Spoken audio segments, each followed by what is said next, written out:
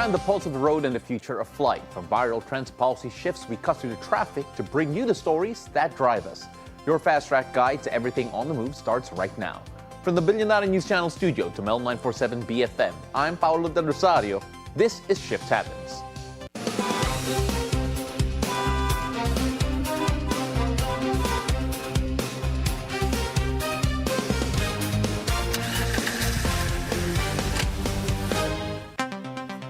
Hello, you're watching Shift Happens. In recent years, more Filipinos have turned to biking as a practical, affordable, and sustainable way to move through the city. The bicycle has become a symbol of resilience, independence, and growing demand for safer and more people-centered streets.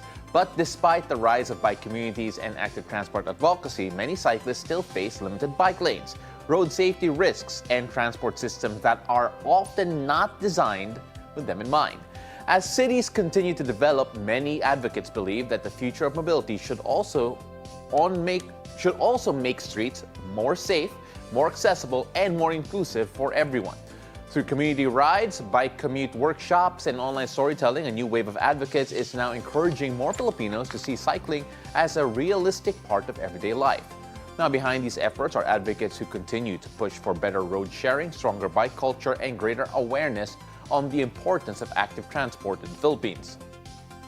Now, to discuss the growing bike commuting movement, active transport advocacy, and how cycling is being integrated into everyday Filipino life, we're joined today by bike commute advocate and one of the people behind Mobile MNL, Rowhe Siy. Welcome to the show. Hi, good afternoon. Ro, thank you so much for being here and taking out the time to join us. First of all, kamusta naman yung cycling commute mo recently, considering the weather has been a bit more humid? It was really hot recently. Umulan ng konti ngayon. How has this experience been in the past few weeks and days? Well, it's been a little more pleasant recently because it's been raining a little. But to be honest, weather doesn't really impact the biking experience. Like, you get used to it and you learn how to dress for it. Yeah, no, and that's a really important thing. Actually, one of the things that I wanted to discuss here is really the practicality of it sometimes. Because when you take a look at cycling here in the Philippines, and you take a look at the infrastructure that is not there sometimes, there are bike lanes for certain cities, pero alam naman natin that minsan kukulang talaga in terms of the protection they actually afford. How would you assess where we are right now in terms of protecting our cyclists and encouraging this as an alternative mode of transportation? So the question is how I would say that we should protect our cyclists. Yeah. Well, on the individual perspective, right? If you are a car driver, one of the ways to protect a cyclist is to not enter the bike lane, even if it's just a painted bike lane. It makes all the difference when a car driver respects it and gives a space. If you are a policymaker or you have any power at the LGU, another is to make sure that the bike lanes that are constructed have bollards or are protected in one way or another, because it also makes a huge difference when there is a physical barrier between the cyclist and other vehicles on the road. You know, Ro, we've actually seen a couple of advocates here, active mobility advocates, saying that there's also an argument, or rather a discussion, about how much space should actually be afforded cyclists when sharing the road, because some of the lanes, some of the bike lanes are, well, some motorcycles share those bike lanes sometimes, and there are times wherein they are expected to share it still with one car. We've seen some bike lanes very narrow. How much space do we actually need, in your opinion? So the international standard is to have space that is at least 1.5 meters away from the cyclist, and I know that that's not always doable. So on roads where it's more narrow, I would ask for the patience of the car drivers to allow us to take the lane, because if we go to the side, and it's happened to several people I know, there is a high chance of getting sideswiped and injured.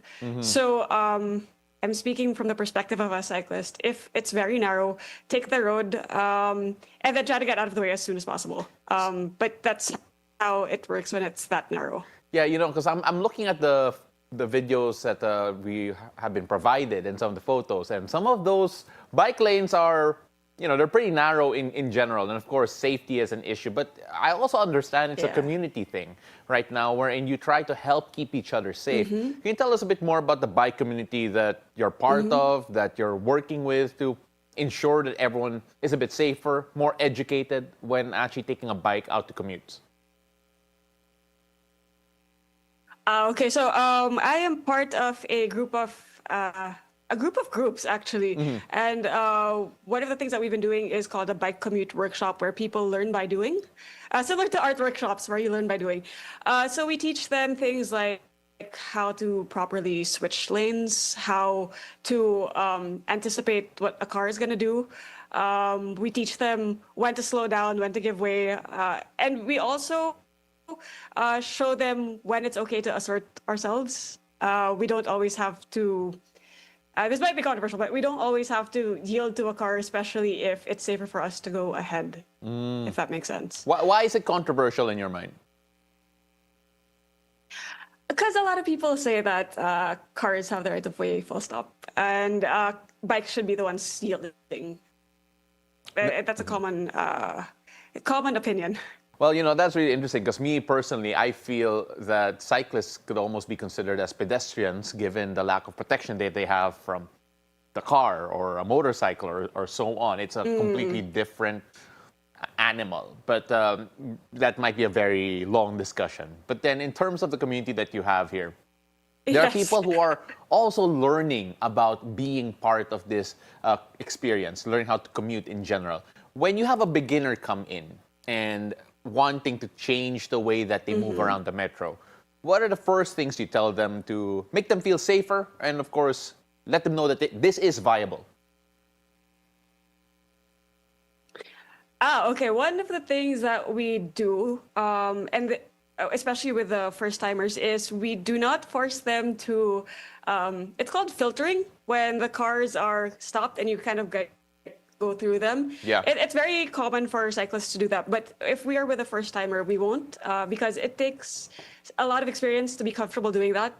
We do things, we will do whatever it takes to make the newbie feel safe. So if we're going uphill and they tell us that they can't or they're not comfortable biking uphill, we will dismount and walk up the hill with them. So things like that. We'll make extra accommodations, so it won't be the fastest ride, but it'll show them that even if it's not the fastest, you can still get to your destination safely. No, yeah, and it's all about the safety for sure. To be fair, there is no 100% safe way to travel from point A to point B. You can be in a car, you can be even on the train, you can be in anything. There's always going to be that little percentage. But then for those who are a bit experienced as well, it feels like there's almost a duty, it feels like, or at the same time maybe trying to make things more inclusive and more wholesome and making it a teaching environment. Is that the kind of vibe your communities typically have? Yes. And even outside of the workshops, people from our community that I talk to, if we notice that someone is a newbie, because you can tell. I mean, like, even as a car driver, you can tell when someone's new to it, right? Yes, we so can. when we can tell that they're new or they're struggling, we try to ride beside them so that cars don't go too close. So it's something that we do in the workshops. But like for me, if I see someone out who is clearly adjusting, I will ride slowly behind and a little bit to the left, just so that there is some allowance so the cars don't drive too close. Yeah, I was going to say, you mentioned that you can tell when some car drivers actually are actually new car drivers. I'd argue that some experienced car drivers might as well learn how to drive in general. But of course, there are hazards on the road for sure. But we're going to take a quick break here for the moment, Ro, because when I come back, I want to talk more about your advocacy, your storytelling, the community you have, and the pages that you have, because that's so interesting to me. We're going to take a quick break. Don't go away. We'll be back in a short moment.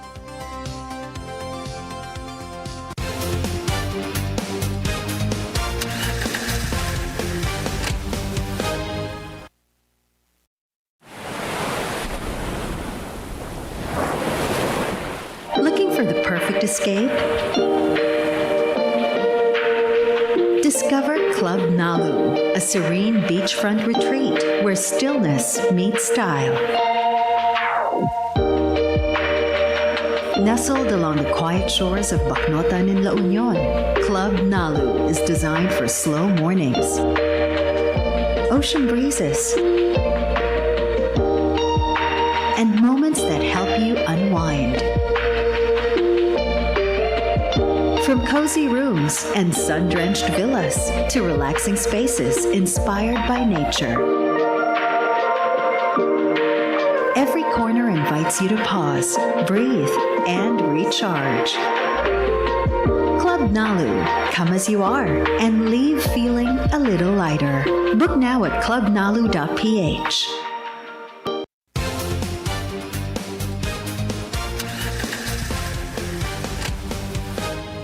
Welcome back. You're still watching Shift Happens. We're going to continue right where we left off. We're still joined by Rowhe Siy, one of the persons behind mobile in MNL.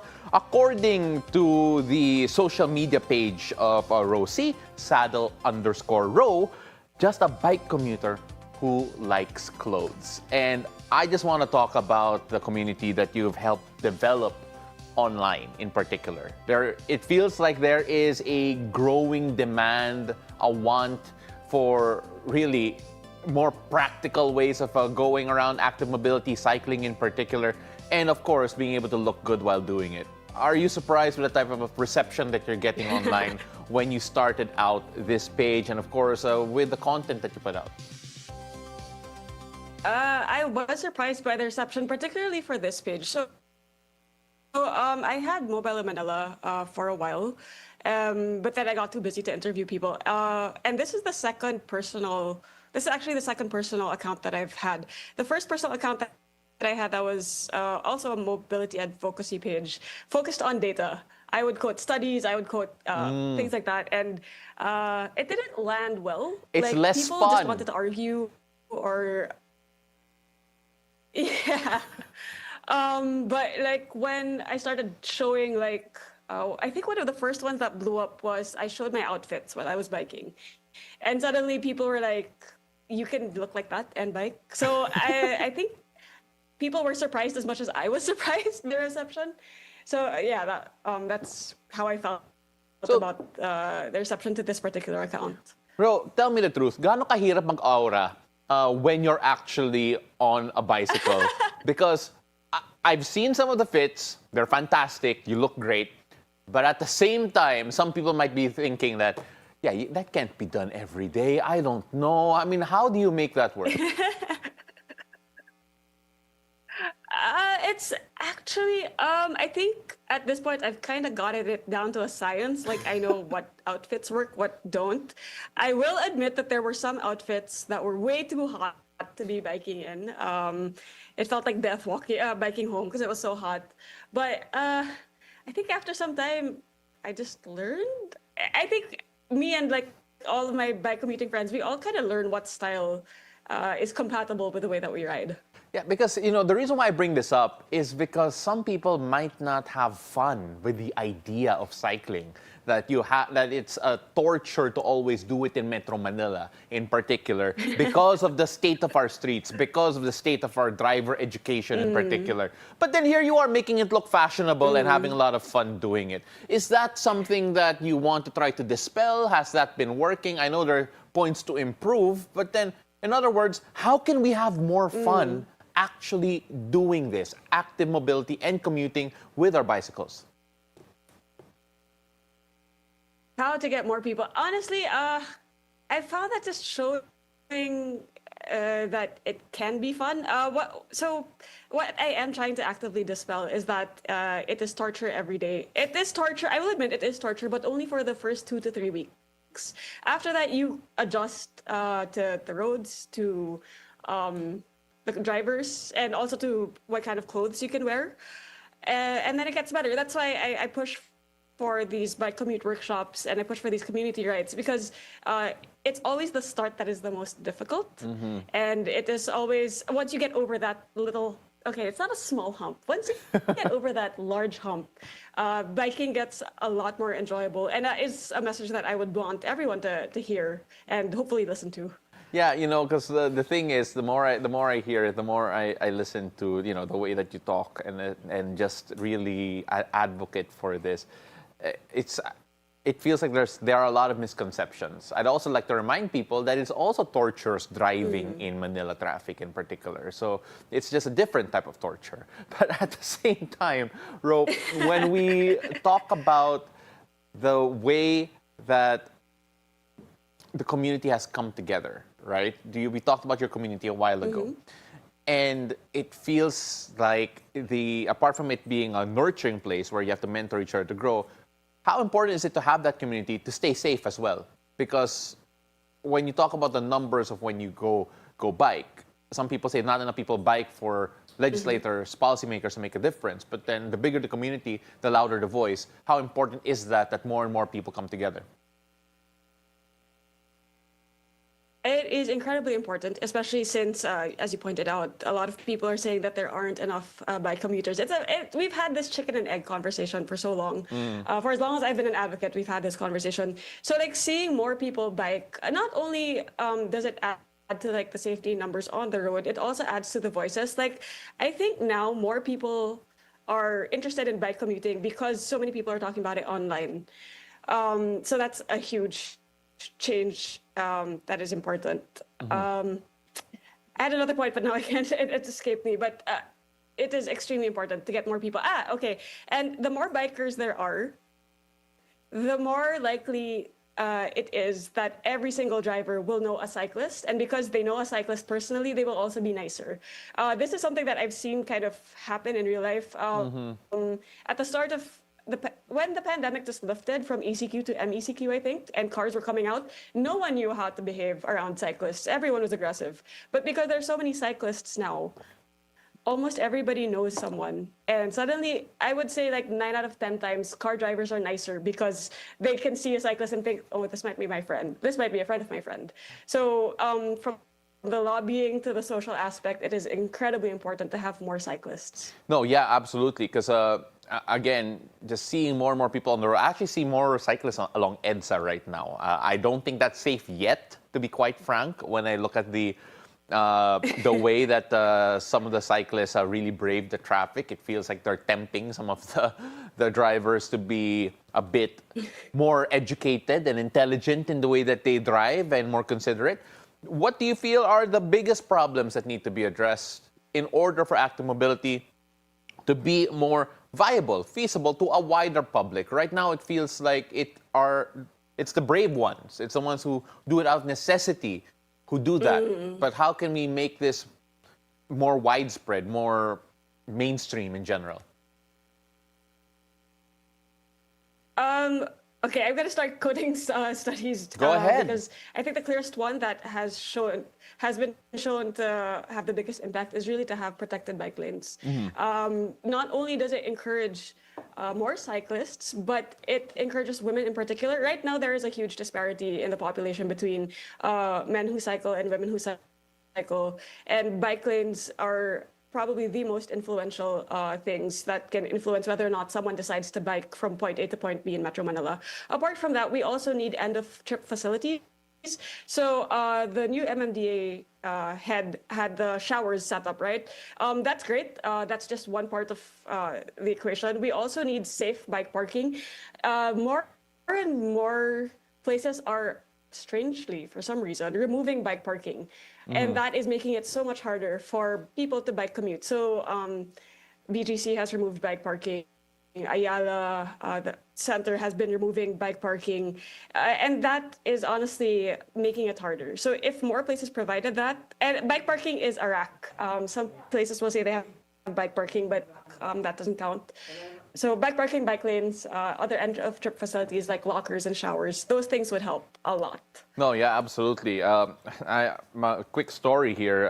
One of my bosses growing up when I was an intern would bike from Marikina to Makati every day, and it would only do so if there was an available shower. So I could only imagine how that is even today. And Bro, there are so many people who want to be part of this movement, who want to learn more. How do they connect with you? How do they learn from you? And of course, where can they find you in general?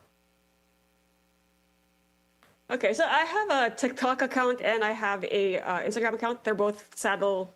Well, on TikTok it's saddle.row, ROWHE. On Instagram it's saddle_ROWHE. You can also follow Annika. She's solar commuter. We both share tips for how we commute, how we carry all our stuff. Yeah, those are the places where you can find me. Absolutely. Remember, it's a saddle row. You get the spelling right, because if you get that wrong, you might actually be on a spin class, if I'm not mistaken, or one of those things. Not the right type of active mobility that we have in mind. But then, ladies and gentlemen, that is Rowhe Siy. Thank you so much for joining us this afternoon. She is one of the people behind Mobile in Manila. Go check them out to find out how you can stay safe on a bicycle whenever you commute around Metro Manila or wherever you are in the Philippines. Thank you so much for joining us, and hopefully we can have you here live in studio next time. Hopefully. Thank you. All right, so that concludes our roundup of stories driving the industry forward. Ako po si Paolo del Rosario. Join us again tomorrow on Ship Captains, your fast-track guide to everything on the move.